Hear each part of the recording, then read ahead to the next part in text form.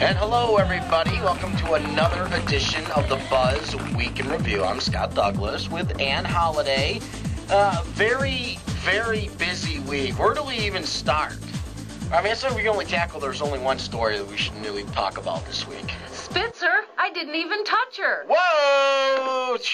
That's right. My governor, New York State governor, former governor, we should say, Eliot Spitzer, caught in a prostitution ring. I was so excited because it was like a really good news day that day. I know, that's even further out in left field than Billy Crystal. That's how amazing it is. Yeah, that's a good one. Left field, Billy Crystal. You get that? Or the Yankees? I get it. We'll say that. We don't have time for Billy Crystal with the Yankees Unfortunately. this week. Yeah, I mean, the weirdest thing, ironic thing, funny thing, if you don't like Eliot Spitzer, is he was going to be so hard on crime, and he busted prostitution rings before, straight arrow, I'm going to come in and steamroller New York and clean everything up, and here he is paying thousands of dollars for prostitutes. Yeah, thousands, $4,300 for one night. For the last session. That is pretty unbelievable. The night before Valentine's Day, why wasn't he spending it with his wife? When was he in Olean? He was in Olean in February, wasn't he? Yes, he was. Do you remember the date? I don't remember. It was I think a week or two before that. He was actually in Niagara Falls. They figured out that he made the phone call to the prostitute right when he was in Niagara. So I think he was in Olean after he was in Niagara Falls. I see. So, at least Clinton figured it out. He used interns. Yeah. I mean, come on. Why is he calling himself? I mean, he's texting, he's using cell phones, he just didn't cover it up. I mean, wiretapping, that's how he got people arrested. So, I don't know. And there have been so many, psychologists and stuff talking about why he did this, and it runs the gamut from people saying that he wanted to get caught, he had some kind of complex where he wanted to get caught, to he thought he was above the law.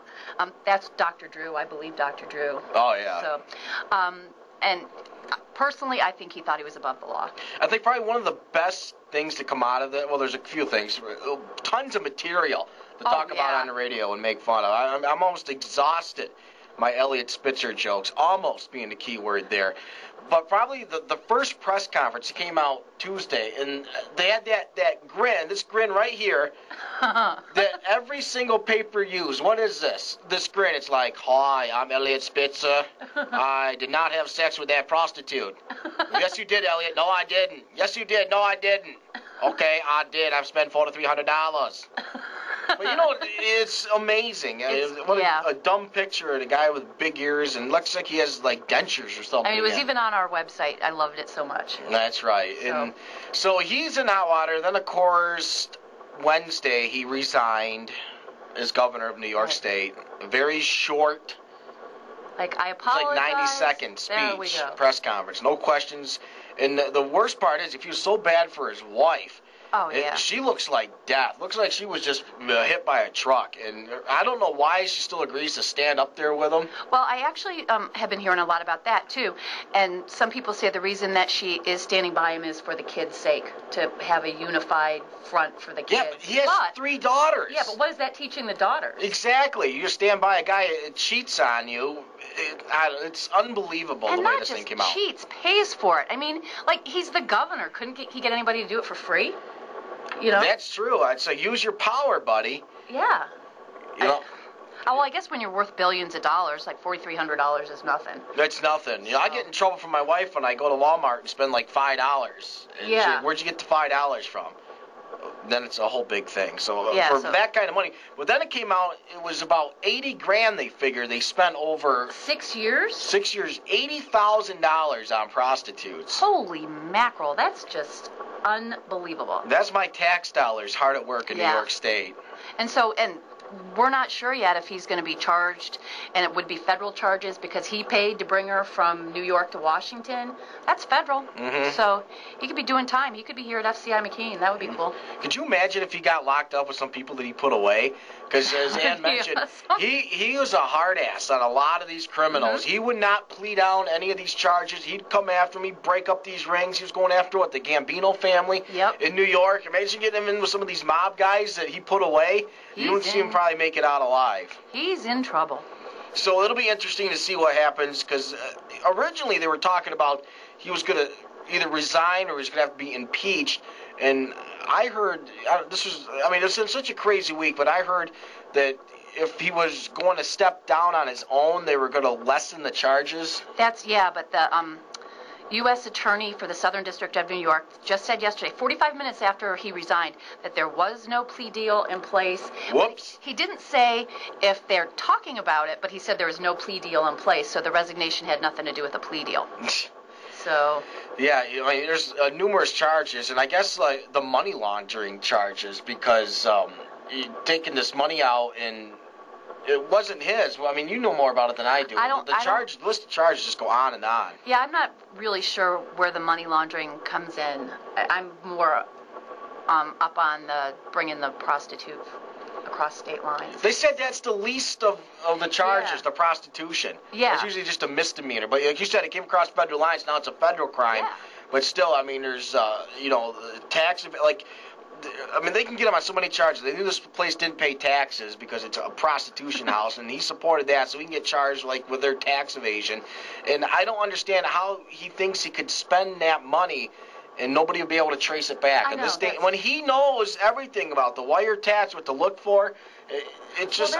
That's how they said, the investigators said that how they realized it was him and how they got him on surveillance twice, because they noticed that money from his offshore account or something was leaving really fast and going to this one place, and that's how they got him. So, and he should know better. Yeah, get some other cover to use. I don't know. This day and age, they can trace everything. And that, especially that kind of money, because the banks say if you take out more than $10,000, they got to contact the IRS because of drug deals, terrorists. If you're funneling money to other countries, and if you keep repeatedly taking out this kind of money, of course they're going to look into it and find out what exactly are you up to, and that's how he got caught. It's amazing. And I just thought of this. This is funny. Our governor, Ed Rendell, my governor, not your governor. Your governor's gone. My governor's gone. I got Stevie Wonder now. So he's my governor. Anyway, my governor, Ed Rendell, they asked him what he thought about it, and he said, out of all 50 governors, he would be the least to be suspected. I'm like, wait, Ed, that includes you. So you would be likely to sleep with a prostitute? Well, I don't know. They still got those other clients that come out here on the list, and there could be some big names on that list. There is one. Client 6. Client 6? Is the Duke of Westminster in England. He's the richest man in England and Prince William's godfather. I thought that was the dog show thing, but all right, never mind. But wow, Prince William's godfather? Prince William's godfather's client number 6. Yeah. So pretty high-end deal going on here, and it just stinks that he had to outsource, go to Washington. I know. But hey, anyway. So Spitzer is done in the books, and it's too bad because he was really doing a lot for Western New York. Right. He spent a lot of time in the Buffalo area, Niagara Falls area, even the Southern Tier. Like I mentioned, he was in Olean a few weeks ago, looking over potential job sites, trying to revitalize the area. And this deputy governor, it's now our governor, that Patterson, is pretty much pro-New York City, so it's going to be interesting to see how, in fact, this helps out. Well, I've heard that he still plans on helping Western New York. Well, it's one of his priorities, so let's hope. Let's hope so. All right, I can't believe we're out of time already talking about Spitzer. Mackerel. It's unbelievable. We got to talk about shopping carts sometime. We'll save it for next week. I do have a related press release. Make it fast. Okay. Somebody damaged a bottle of KY Touch Massage Jelly in Walmart and then fled the scene. Oof. Yeah, that happened. Just follow the greasy trail. Yeah, I don't know if Elliot Spitzer was involved, but I just had to mention that just in case. Oh, good one, Ann. Thank you. I enjoyed that. So there you go for Ann Holiday. I'm Scott Douglas. We'll talk to you next week. See ya.